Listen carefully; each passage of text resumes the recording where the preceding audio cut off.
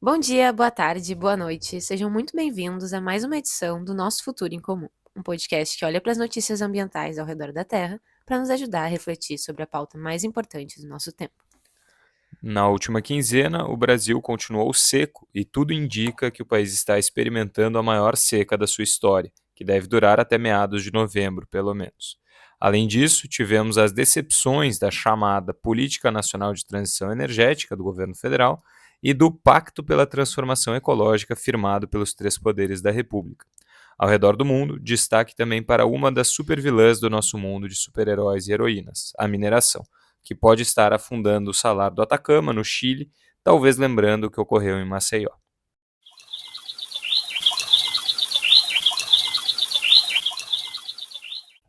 Eu sou a Marina Godward, pesquisadora de uma vida mais natural e mestrando em ciência da sustentabilidade. E comigo está aqui o Xande, meu parceiro, que divide o nosso futuro em comum comigo desde o primeiro momento, e Veridiana Della Vecchia, jornalista, professora de jornalismo da PUC do Rio Grande do Sul e doutora em Relações Internacionais, com pesquisa em mudanças climáticas e meio ambiente. Então, bora começar, gente? Vamos lá. Como sempre, primeiro a gente vai falar de Brasil. Há 2 semanas, noticiamos que o Rio Negro, que banha Manaus, havia atingido um nível crítico em função da seca na região, e desde então a situação não melhorou. Para se ter uma ideia, apenas durante o mês de agosto, o Rio Negro baixou mais de 5 metros, saindo de 25,09 metros para 20,02. E as previsões dão conta de que o menor nível do rio esse ano deve ficar entre 14 e 15 metros, próximo do mais baixo registrado na história, que ocorreu ano passado, com 13,59 metros. Além do Rio Negro, as regiões do Alto Solimões, do Médio Solimões e do Médio Amazonas também estão em estado crítico, com os rios muito abaixo das marcas normais para este período do ano. Conforme a Defesa Civil, a estiagem antecipada já afeta mais de 300 mil pessoas em todo o estado do Amazonas e, no último dia 28, o governo estadual ampliou um decreto de situação de emergência para todos os 62 municípios do estado. Além da seca, no último período, o Brasil conviveu também com uma grande quantidade de queimadas. Segundo o INPE, agosto de 2024 teve mais de 68 mil focos de incêndio, a pior marca do mês nos últimos 14 anos. 80% desses focos ocorreram na Amazônia e no Cerrado. Na região da floresta, o número de focos mais do que dobrou em relação ao ano passado, e a fumaça desses incêndios foi sentida em diversas regiões do país. Já no Cerrado, o número de focos de incêndio também duplicou neste agosto, na comparação com o ano passado, e de janeiro a agosto, também em comparação com 2023, o aumento é de 70%. Além disso, entre os dias 22 e 24 de agosto, o estado de São Paulo experimentou um número anormal de focos de incêndio, basicamente dando ao mês a maior marca de focos de incêndio da série histórica do INPE. Segundo a análise de Anne Alencar, especialista em monitoramento de incêndios, o fato de que grande parte dos focos começaram em um intervalo de apenas 90 minutos, na sexta-feira, dia 23, é forte indício de intervenção humana e criminosa, talvez articulada, para o início dos incêndios. Já a ministra Marina Silva relembrou o chamado Dia do Fogo, ocorrido no Pará em 2019, durante a presidência de Jair Bolsonaro, quando um conjunto de produtores rurais articularam um dia de queimadas como demonstração de força e confiando na impunidade. A Polícia Federal abriu inquéritos para investigar as ocorrências dos incêndios em São Paulo e, no dia 27 de agosto, 5 pessoas haviam sido detidas e elas podem responder pelo crime de incêndio criminoso. O governador de São Paulo, Tarcísio de Freitas, estima que os prejuízos causados ao Estado superem a marca de R$ 1 bilhão, como diria o Ciro Gomes, bilhão com B mesmo, além de 2 vítimas fatais e cerca de 800 pessoas que tiveram de deixar suas casas. Para aprofundar o debate, nós vamos linkar uma matéria do Eco.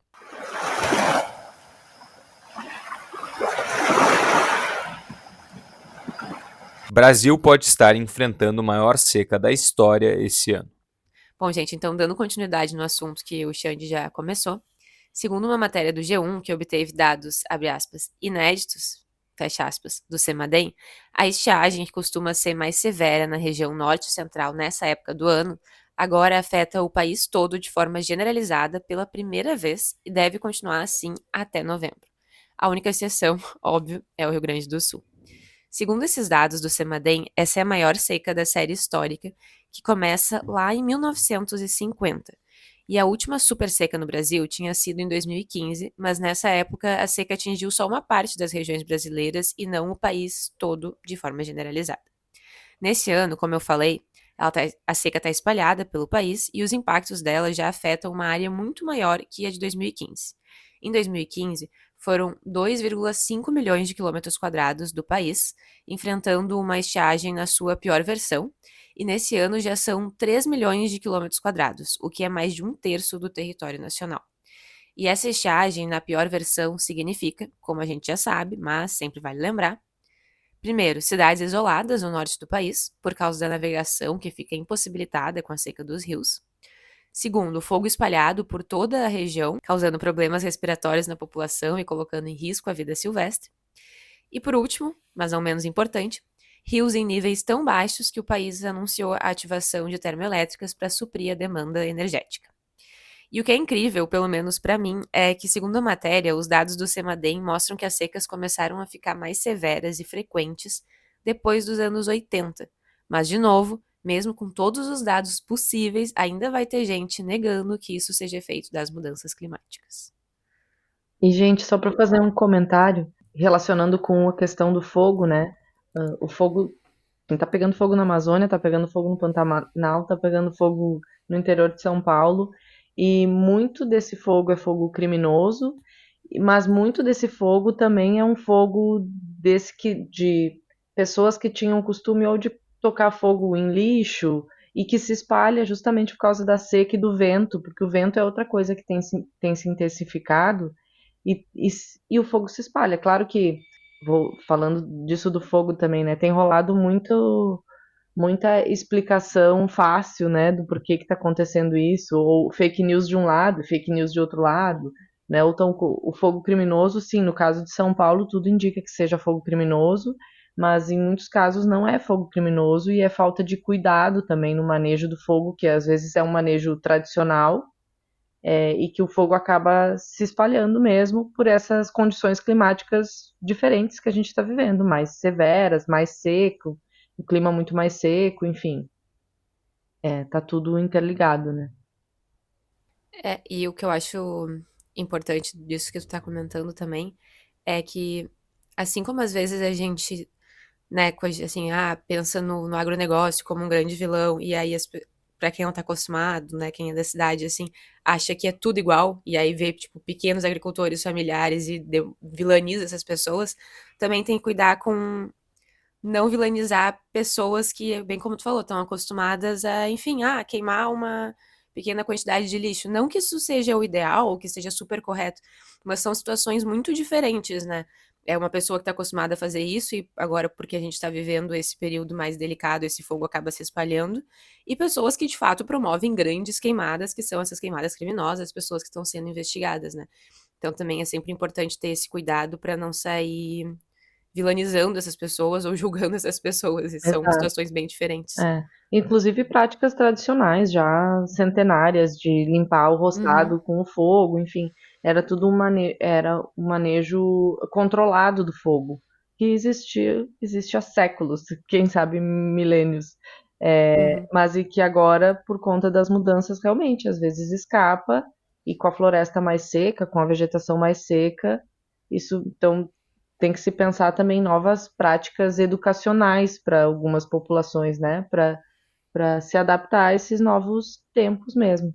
E aí falando do agro, enfim, eu sou a última pessoa aqui a defender o agro, mas no caso de São Paulo, é, esse incêndio criminoso é até bem porque ele atingiu o agro, né? Ele atingiu as plantações, os Sim. canaviais que estão perdendo muito nesses incêndios. Uhum. Então, nesse caso, tudo indica que não foi o agro que colocou fogo, né? Mas também.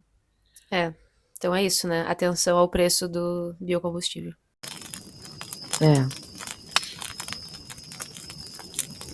Um tradicional pastel de vento. Essa é a Política Nacional de Transição Energética lançada pelo governo federal na semana passada.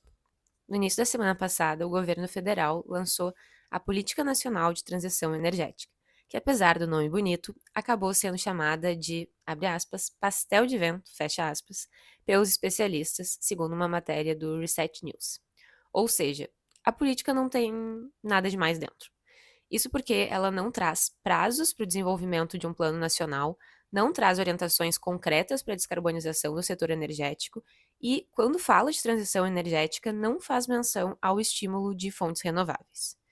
E eu acho que o principal que a gente precisa saber é que essa política cria dois instrumentos. Primeiro, o Plano Nacional de Transição Energética, chamado de PLANT, que tem o papel de sistematizar e consolidar as ações dos programas do governo na área, e o Fórum Nacional de Transição Energética, chamado de FONTE, um espaço permanente para debate com a sociedade civil. Mas Agora, pode ser ruim a política, mas o pessoal aí do naming tá de parabéns, né? Tá de parabéns. Os nomes são ótimos. Plante e fonte. podiam dedicar mais tempo para desenvolver esses planos ao invés de criar nomes. Porque a gente sabe que criar nomes é trabalho, então, podiam deslocar aí o tempo. Mas vamos lá. O Plant, que é o instrumento mais importante em termos do que deve ser feito na prática para a transição energética, ainda não foi entregue de fato. Então, a política estabelece que ele vai existir, mas ele ainda não existe. O que se sabe é que ele vai ser elaborado em algum momento, com base nessa política que não apresenta um caminho muito bem delineado. E aí agora, você, ouvinte, por favor, imagine um emoji de palhaço na minha cara, porque é o seguinte, na mesma solenidade de lançamento dessa política nacional de transição energética, o governo anunciou o fomento à exploração de gás natural e de novos blocos de exploração de petróleo. Então, foi lá e fizeram uma grande mistureba e não agradou muita gente. Uma das medidas anunciadas pelo presidente Lula e pelo ministro de Minas e Energias, Alexandre Silveira, foi um decreto que regulamenta a Lei do Gás de 2021. Isso porque o gás natural é visto por parte do mercado e membros do governo como um combustível da transição, uma vez que ele emite menos carbono do que o carvão ou o petróleo. Mas isso não muda o fato de que é um combustível fóssil, e se a gente está pensando numa política de transição energética de baixo carbono, como eles anunciaram, talvez isso não deveria deixar de ser uma prioridade. Não está na hora de a gente largar o osso dos combustíveis fósseis e começar a pensar num plano de transição que envolva outras fontes de energia, né? Enfim, é isso.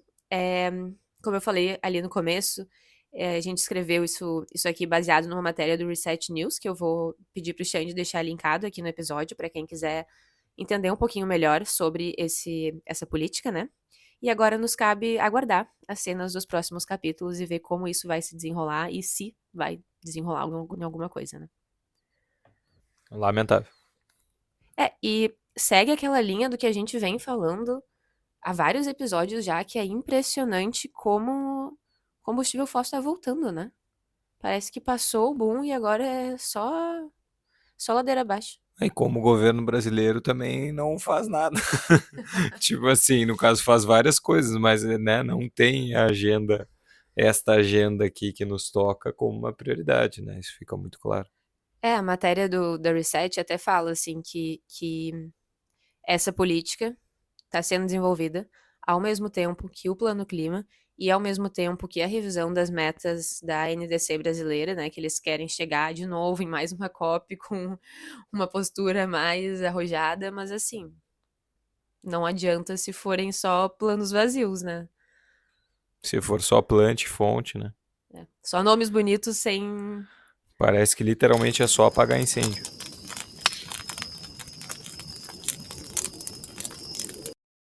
Executivo, Legislativo e Judiciário assinam Pacto pela Transformação Ecológica. Seria o caso de mais um pastel de vento?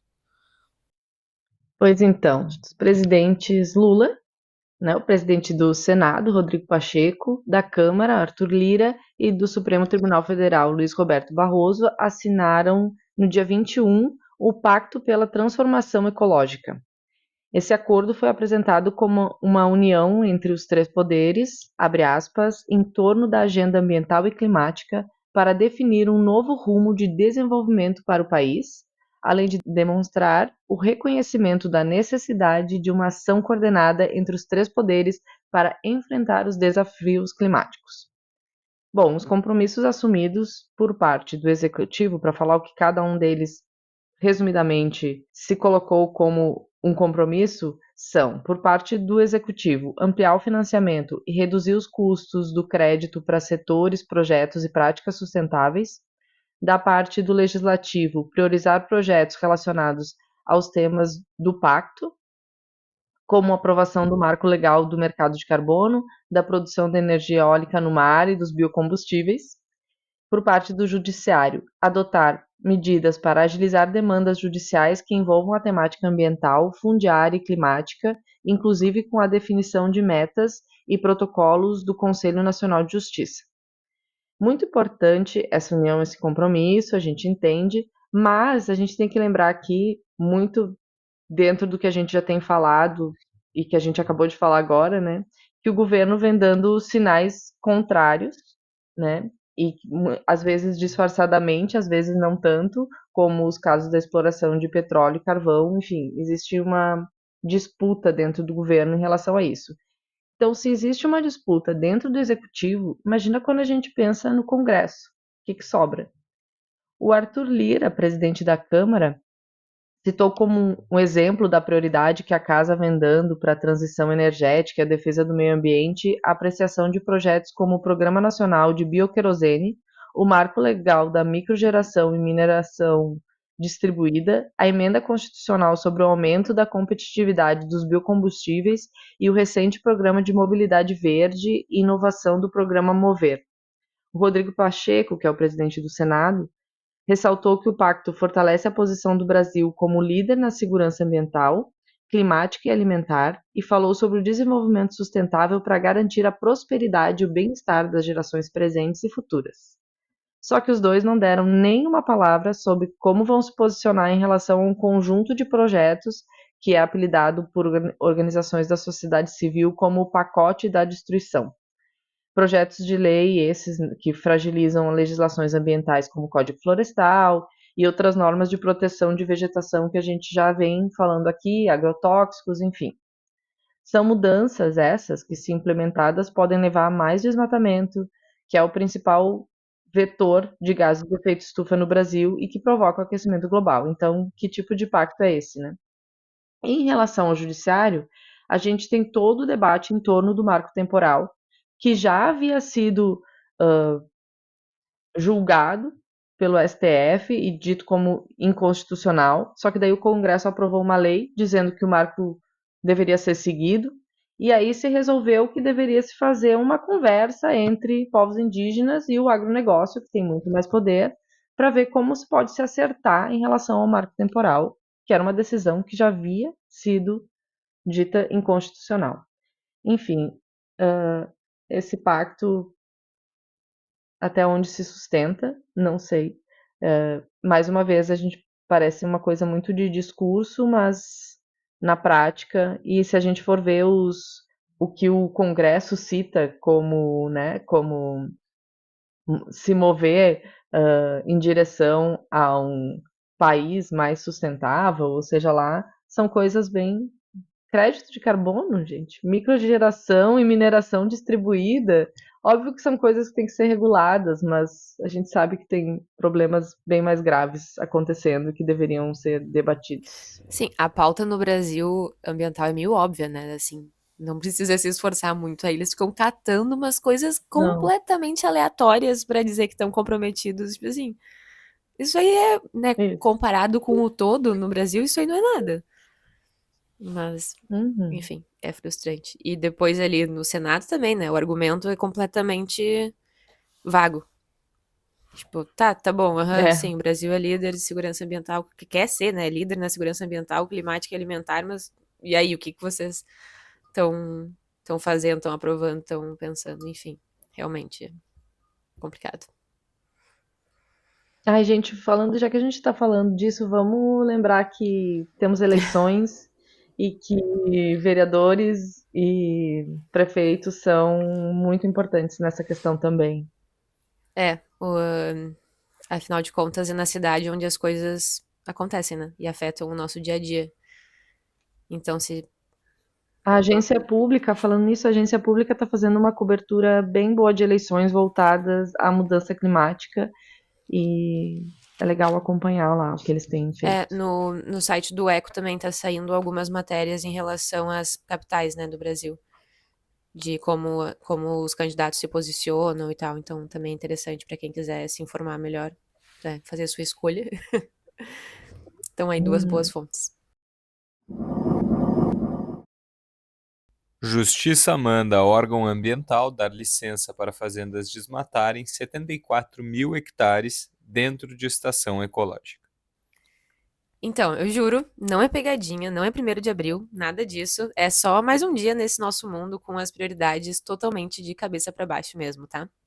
Seguinte, segundo uma matéria publicada no Eco, um desembargador do Tribunal de Justiça do Piauí decidiu, em caráter liminar e monocrático, que a Secretaria do Meio Ambiente e Recursos Hídricos do Estado do Piauí deve emitir uma licença ambiental de duas fazendas para, abre aspas, evitar danos de grandes proporções à atividade econômica e ao exercício da função social da terra. Fecha aspas. Aí essa justificativa já nos incomoda um pouquinho, né? Porque, assim, evitar danos de grandes proporções à atividade econômica de quem, né? Sim, não, a função social da terra, de se plantar commodity, a função Não, social tu da tá terra estragando também meu eu vou futuro pro inferno. comentário. Tá estragando meu comentário, que isso? As fazendas estão localizadas dentro da estação ecológica de Uruçuí-Una, em Baixa Grande do Ribeiro, no Piauí, uma unidade de conservação de proteção integral federal. E claro, os autores solicitam a permissão para converter, como o Xande já anunciou, dando spoiler, 74,7 mil hectares de cerrado em cultivo de soja e milho. Agora vamos lá. Se as áreas em questão estão dentro de uma unidade de conservação de proteção integral federal, em que mundo que o exercício da função social desta terra deve ser o cultivo privado de soja e milho? Eu não consegui entender de verdade, assim. E claro, né, o pessoal que tá entrando com essa ação é, assim, mó gente bacana, tá? Uma das fazendas se chama Fazenda Cone Sul e é de propriedade, pasmem, da Cone Sul Colonizadora do Cerrado Sul Piauiense, limitada. E a outra é a Fazenda Brejo das Meninas, de propriedade de Paulo Anacleto Garcia. O nome do proprietário da outra empresa não foi divulgado. Bom, juntos eles querem permissão para desmatar 67 mil hectares e 7 mil hectares, respectivamente, né? Então, os colonizadores, 67 mil hectares e a Fazenda Brejo das Meninas, 7 mil hectares. Esse é brejo, né? Brejo, desculpa. A Fazenda Brejo das Meninas tem um total de 14 mil hectares e possui uma área de uso consolidado já de 1,3 mil hectares. Já a Fazenda Cone Sul tem mais de 100 mil hectares e é ocupada inteiramente por vegetação nativa. Agora, por que isso está acontecendo, né? Porque lá em 1981, quando a estação ecológica foi criada, essas propriedades estavam dentro da área e elas deveriam ter sido expropriadas, mas elas não foram até agora, e aí o prazo legal para expropriação expirou e as expropriações foram canceladas. Então, né, parabéns para a nossa administração pública em protocolar essas estações ecológicas. Mas o TRF1 afirma que, abre aspas, o fato de o poder público ainda não ter efetivado a desapropriação dos imóveis incluídos dentro da abrangência da estação ecológica não significa que os proprietários possam fazer um uso incompatível do espaço, pois ele está sujeito a limitações ambientais e sociais. Fecha aspas. Ou seja, esse desembargador, cujo nome não consta na matéria, parece não entender muito das leis assim de unidade de conservação, nem tá muito preocupado com o futuro do Brasil, né? Porque, assim, pra mim isso parece uma coisa completamente descabida. Fica suspeito, né? A gente não pode insinuar muita coisa para não ser leviano, mas fica assim uma coisa que o cara fica pensando. O que será? O famoso nossos advogados não nos permitem. Não tem nem o que comentar, né? Um negócio desse.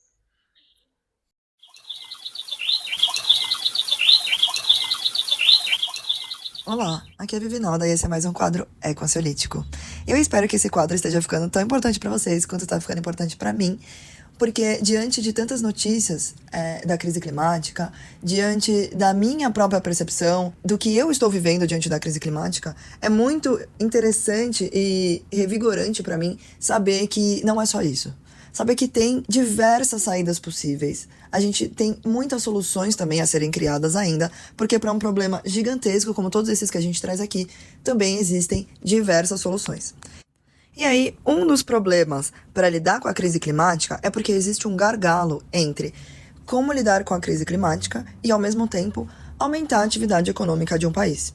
Sim, na maioria das vezes a gente vê discursos sobre um não estar conectado ao outro. Então, como fazer com que o país prospere, que a gente continue tendo vidas, não tem como negar, a gente precisa ganhar dinheiro para pagar nossas contas. Então, não é uma questão de escolher preservar o meio ambiente ou ter atividade econômica. Não, a gente pode juntar as duas coisas. E eu chamo isso de negócios regenerativos, que é quando uma empresa ela tem lucro e, ao mesmo tempo, ela preserva ou regenera o lugar onde ela habita. Então, esse é um dos meus assuntos preferidos, então eu fico muito empolgada, mas hoje eu vou trazer um exemplo. Imagina só, aí na sua casa, que você tá dentro do bioma cerrado, e ali tem muitas plantas, animais, fungos, que você não conhece, mas que as pessoas que moram ali há muitas gerações conhecem tudo, sabe como usar as raízes, as folhas, o caule, sabe como usar as plantas ao nosso favor. Então, essas são as comunidades tradicionais, as comunidades ribeirinhas, as comunidades quilombolas. Então, essas pessoas, elas sabem muito bem como usufruir de nutrientes da floresta para viver bem, para viver com saúde. Essas pessoas que usufruem há gerações do que a floresta oferece, elas também preservam aquele lugar. Não é à toa que é por isso que todo o território indígena no Brasil, por exemplo, são os territórios mais preservados, porque eles sabem como viver e preservar a floresta ao mesmo tempo. Claro que eu não estou falando aqui que todo mundo vai viver que nem as comunidades, mas a gente pode olhar para as comunidades e entender o que é valioso na floresta que a gente pode comercializar. Como é o caso do açaí, por exemplo, que também é um produto brasileiro, nativo, e que hoje é exportado para o mundo inteiro. A gente fez isso da melhor forma? Não sei, mas vamos pensar que a gente está aprendendo. Então, se a gente olhar para o caso do Cerrado, a gente tem uma castanha no Cerrado, que é a castanha de Baru. A castanha de Baru no Cerrado é como se fosse a castanha do Pará, lá no Nordeste. Então, cada vez mais as pessoas estão conhecendo a castanha do Baru, entendendo o seu valor nutricional, entendendo os seus sabores, para que ela pode ser usada e como extrair de uma forma sustentável, gerando mais dinheiro para as pessoas que estão ali e que sabem de fato como lidar com o extrativismo de uma forma sustentável. Então, com a maior comercialização do Baru, essas comunidades têm mais atividade econômica. E a gente, brasileiro, tem a possibilidade de conhecer produtos que a gente não conhecia antes. Ao mesmo tempo, a gente está valorizando o conhecimento e cultura dos povos que sabem fazer isso da forma certa. Então, isso que eu estou contando para vocês aqui de uma forma simplista é o conceito de bioeconomia. E o Brasil tem muito para oferecer sobre tantas coisas que a gente ainda não sabe até. Então, é um território desconhecido, sim, mas a gente tem muito para aprender com as comunidades que já sabem viver dentro da floresta e sabem o que é bom e como fazer isso de uma forma que não vai agredir a fauna e a flora. Então, sabendo que o Brasil é um dos países mais biodiversos do mundo, quanto será que a gente consegue movimentar de dinheiro através da bioeconomia? Segundo um estudo divulgado pela Redirectional International, a gente pode movimentar 1,3 trilhões de reais, o que seria equivalente a 12% do PIB até 2030. Ou seja, daqui, hoje, até 2030, a gente pode movimentar mais de 1 trilhão de reais através da bioeconomia, fazendo com que a gente se torne uma potência verde nos próximos anos. A gente tem muito para crescer nesse setor e isso nos tornaria um exemplo para o mundo inteiro. Então, para você ter um gostinho aí na sua casa, para você experimentar um pouco desses produtos, tanto do Cerrado quanto da Amazônia, entra aí no site da Central do Cerrado, que é um e-commerce que junta produtos de comunidades e marcas que estão ali dentro da floresta e que vendem esses produtos de uma forma muito respeitosa.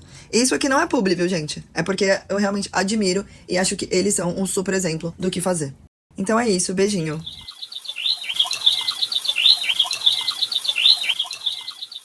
Brasil precisa cortar emissões em 92% até 2035. Será que a gente consegue?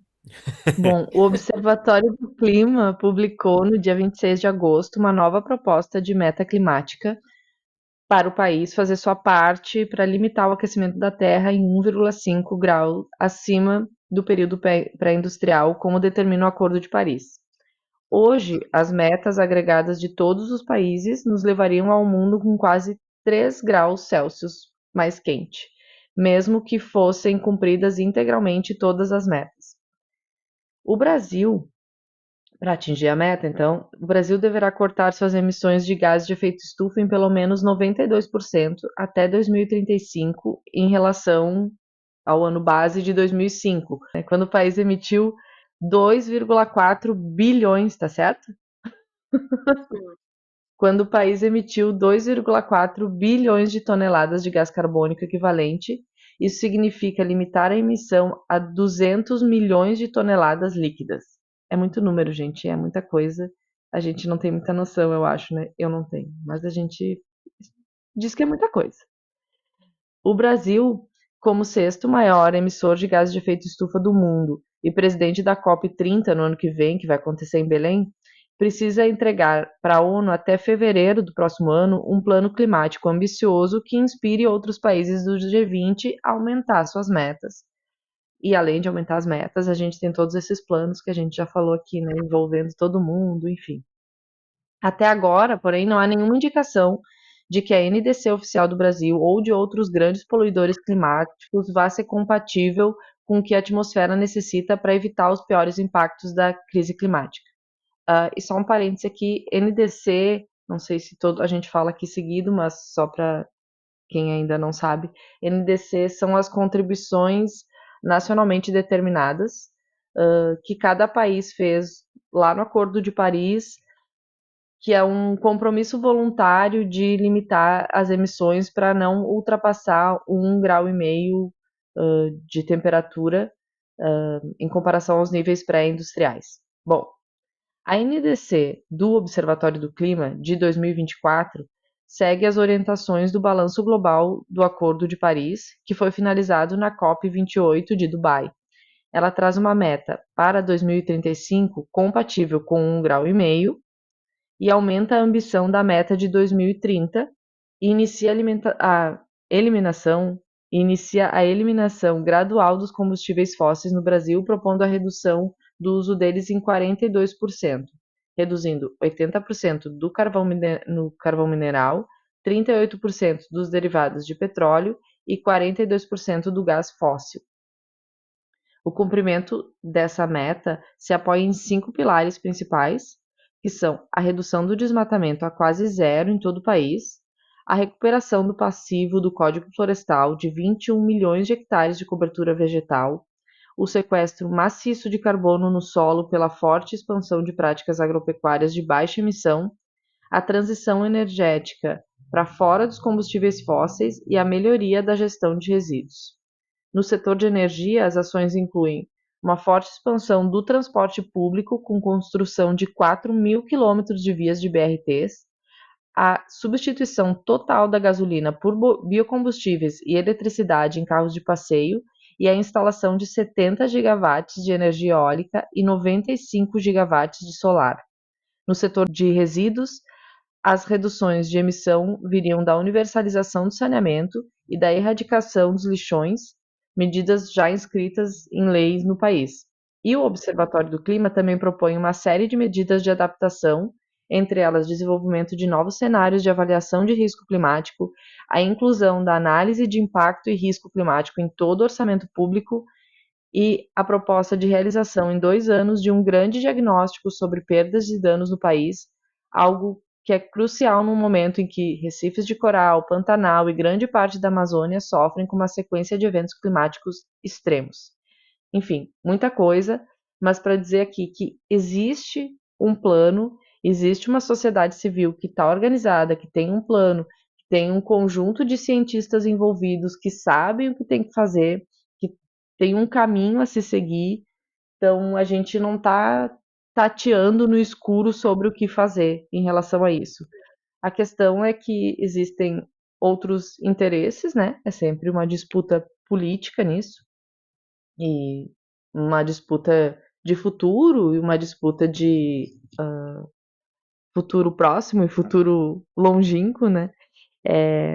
Mas que a gente tem que começar a fazer alguma coisa. E o Cláudio Ângelo, do Observatório do Clima, fala: a gente tem que pensar numa nova forma de economia para o país, que não é essa economia que a gente tem hoje, senão a gente não vai conseguir. É, realmente é uma disputa econômica também, né? Bom, agora vamos falar de mundo.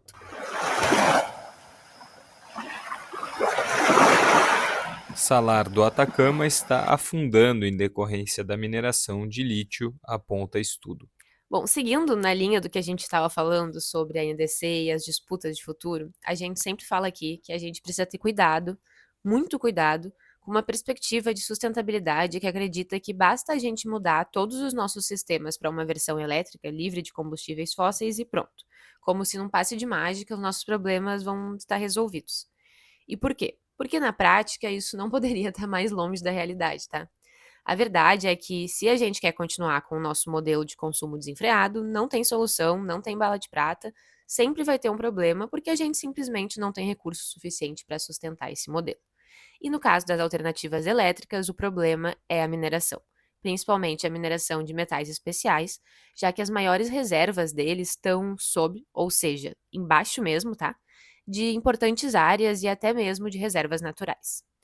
Então, no Salar do Atacama, de acordo com um estudo liderado pela Universidade do Chile e publicado na revista científica IEEE Transactions on Geoscience and Remote Sensing, e a gente vai tentar deixar o link dele aqui embaixo, tá bom?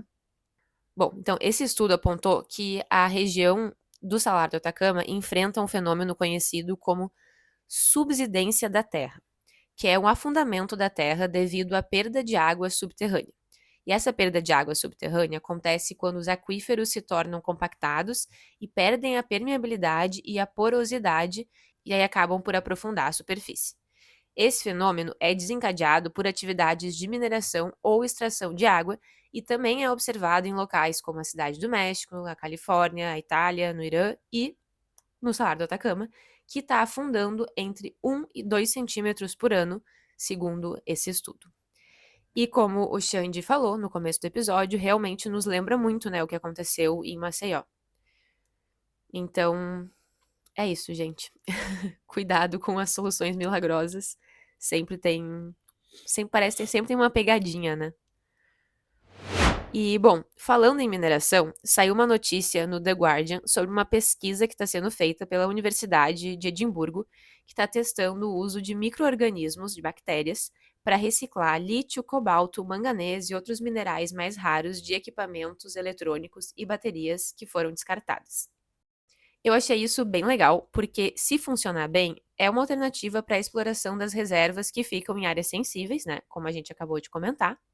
Mas, como sempre, é importante manter os olhos bem atentos para como os países ricos vão lidar com o lixo que eles empilharam na cabeça dos países do sul global quando essas alternativas de reaproveitamento dos metais tiverem mais difundidas. E eu acredito fortemente que elas vão estar, porque tem muito país rico que só tem reserva de lixo mesmo.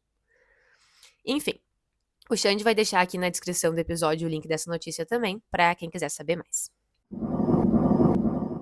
Corte da Coreia do Sul decide que lei climática atual viola os direitos das gerações futuras.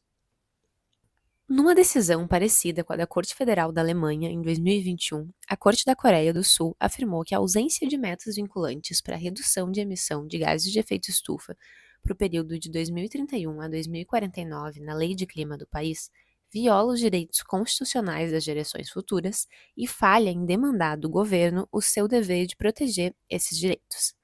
O processo que deu origem a essa decisão começou em março de 2020, quando um grupo de jovens ambientalistas que fazem parte do braço sul-coreano do movimento de Greve da Juventude pelo Clima, que é o movimento da Greta, né? Eles entraram com o processo alegando que as metas de redução de emissões do governo eram inadequadas e violavam direitos fundamentais da população, principalmente das gerações futuras. Na decisão, a Corte afirma que a falta de metas de longo prazo coloca um peso excessivo no futuro. Eu achei bem interessante essa maneira de colocar, porque realmente é isso que a gente vem fazendo, né? Colocando um peso muito grande no futuro, que é um futuro incerto. E aí a Corte também deu o prazo para o governo e para a Assembleia Nacional de incluir metas de longo prazo na lei até o final de fevereiro de 2026. Mas, como sempre acontece nesses processos, nem todas as demandas foram acatadas. O grupo de ativistas também tinha reclamado que a meta de curto prazo do governo, que é de redução de 40% das emissões até 2030, quando comparadas com o ano base de 2018, era insuficiente e também violava os direitos constitucionais da população. mas essa parte não foi acatada pela corte. No veredito, a corte disse que essa meta de curto prazo é sim suficiente.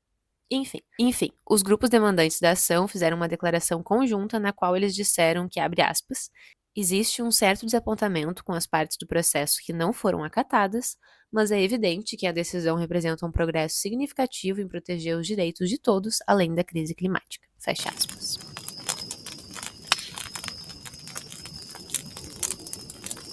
Depois da mostarda Dijon e do azeite de oliva, agora é a vez do ketchup Heinz sentir na pele os efeitos da crise climática. Essa é mais uma daquelas notícias que eu gosto de colocar no roteiro para nos lembrar como a crise climática afeta realmente todos os aspectos da nossa vida cotidiana, até o preço de um mísero ketchup, gente.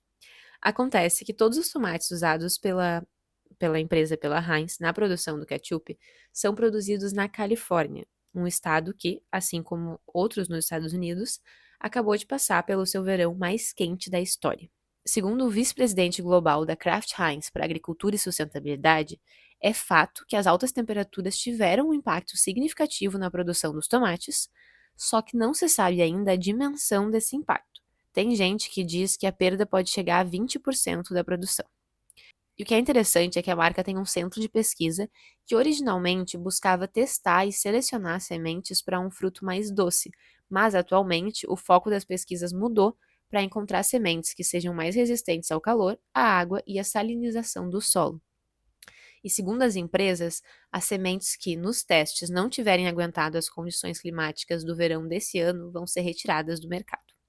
E aí, de novo, é impressionante como a crise climática também chega com o pé na porta, né, nos obrigando a mudar de prioridades. Então, se antes o foco era buscar algo aparentemente simples, como um fruto mais doce, agora isso ficou em segundo plano, porque a prioridade é basicamente poder continuar produzindo. Então, hoje, de novo, temos mais um mico da quinzena, de novo, com ele, o senhor Elon Musk. 500 mil árvores são cortadas em Berlim para construir fábrica da Tesla. Então, vocês lembram que no último episódio eu falei como é importante a gente perceber que nem sempre quem tem uma empresa de produtos sustentáveis está de fato preocupada com o meio ambiente? Que, na verdade, o fato da pessoa ter empresa pode ser simplesmente porque ela está aproveitando uma oportunidade de mercado? Pois então, Elon Musk está deixando cada vez mais claro que esse é o posicionamento dele, né? Depois daquele debate absurdo que ele teve, debate não, né? Depois daquela conversa amigável, absurda que ele teve com o Trump, agora sai essa notícia de que para ser realizada a instalação de uma fábrica da Tesla, né, que é a empresa dele de carros elétricos na Alemanha, 500 mil árvores foram cortadas em Berlim. E isso é uma coisa que, assim, me surpreendeu muito, porque a gente vem falando desses avanços na Europa, né, de como eles estão, assim, se esforçando para tentar. Eu não vou nem dizer manter, porque eles já não têm mais nada de floresta, mas para pelo menos reflorestar, reconstruir um pouquinho das florestas que eles perderam. Então, realmente, essa notícia para mim foi bem, bem impressionante. É isso, né? Lamentável. Mas é o dinheiro, né? Ele é bilionário. Quanto vale uma árvore, quanto vale uma fábrica da Tesla? E provavelmente o argumento vai ser a favor da transição energética, né? Não, mas vejam bem, porque a gente está instalando uma fábrica de carros elétricos aqui. Então, a gente tem essa vantagem de que, né, vamos produzir os carros aqui, são carros elétricos e nanã. E, enfim, é a mesma conversa que a gente estava tendo ali em cima sobre a questão da mineração. Até que ponto vale o custo. Bom, então, as imagens de satélite mostram que mais de 300 hectares de floresta foram cortadas entre março de 2020 e maio de 2023, de acordo com a empresa de inteligência ambiental Kairos, ou Kairos, enfim. E aí, claro, né, o analista-chefe da Kairos disse que, veja bem, claro que a implantação da fábrica gerou uma certa perda florestal, mas isso precisa ser colocado em perspectiva quando comparado com o impacto dos motores de carros movidos a combustão. Segundo ele, a perda dessas árvores equivale à emissão de cerca de 13 mil toneladas de CO2, que é o equivalente à emissão do motor de 2.800 carros convencionais nos Estados Unidos, e que isso é apenas uma fração da quantidade de carros que a Tesla produz e vende todos os anos.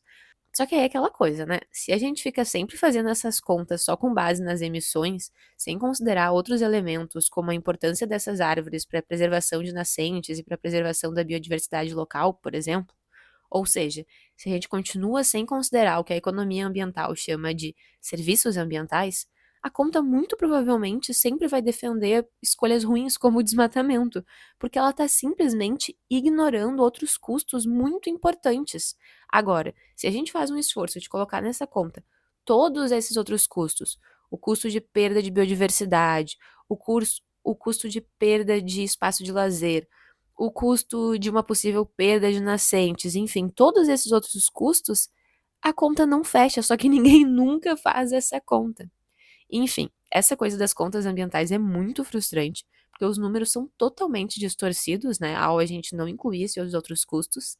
E eu, particularmente, acho patético uma empresa de carros elétricos que busca se colocar na vanguarda da transição energética, em pleno século XXI, desmatar mais de 300 hectares de florestas para instalar uma fábrica nova e ainda argumentar que isso vai ser compensado pelos carros. Até parece que a gente já não tem áreas abertas o suficiente no mundo hoje em dia. Pelo amor de Deus, né? É só procurar um pouquinho melhor.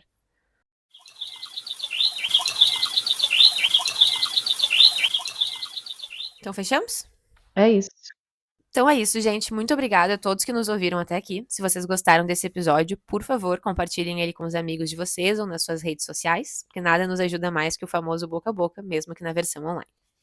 E nós vamos seguir tentando trabalhar com o nosso Instagram, do nosso Futuro em Comum, mas além de pedir, como sempre, que vocês sigam a página, interajam lá na medida do seu interesse, eu gostaria aqui de celebrar, junto com Marina, Veridiana e a nossa audiência, o fato de que a gente foi notado, né? Fomos vistos Sim. pelo perfil, pelo social media da ministra Marina Silva, que, enfim, repercutiu nos stories uma publicação nossa, que nos deixou muito felizes, muito orgulhosos. Então é isso, a gente vai seguir na medida do possível com os nossos esforços, tentando fazer ali uma boa página também no Instagram. Bom, então agora é isso. Se alguém quiser acompanhar o meu trabalho como criadora de conteúdo, também pode buscar por @marinagodor no Instagram, YouTube e TikTok. E vamos seguir acompanhando o que acontece no nosso mundo, porque o que acontece na Terra é o que acontece com a gente. Um beijo e até a próxima.